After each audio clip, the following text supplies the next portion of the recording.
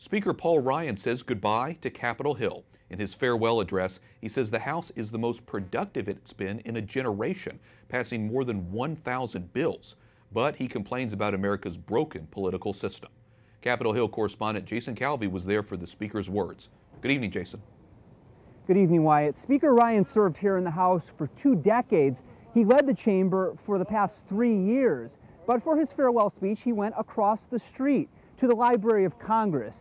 He says if Congress deals with 3 very pressing issues, the country will have a great century. He says those 3 issues: fighting poverty, fixing the immigration system, and confronting the debt crisis.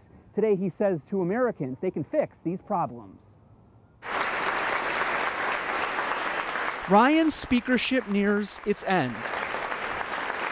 We have taken on some of the biggest challenges of our time, and we have made a great and lasting difference in the trajectory of this country. Today he touts his big wins, like Congress approving the biggest tax cuts in decades. He also outlined some of his pro-life victories at this year's March for Life. We passed the Pain-Capable Unborn Child Protection Act, which restricts abortion after 20 weeks.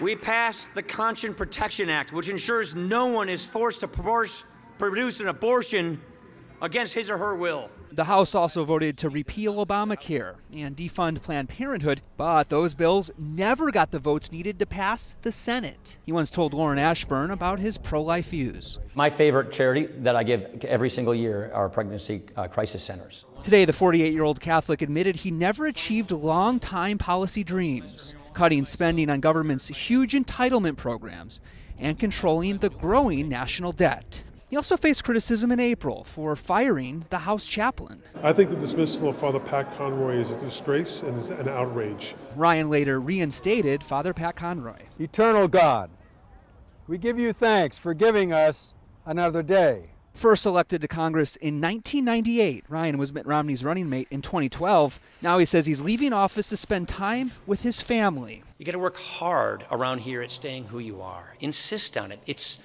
what I've been praying about literally every morning since I first came here, to keep my sense of self. Speaker Ryan says he still doesn't know what's next in his life, but at the Catholic prayer breakfast this year, he says he still wants to be talking about Catholic social teaching, even if that happens at Coffee and Donuts at his parish in Wisconsin. I spoke to one retiring Republican, and he said Paul Ryan has a bright future. Wyatt? Correspondent Jason Calvi reporting. Thanks, Jason.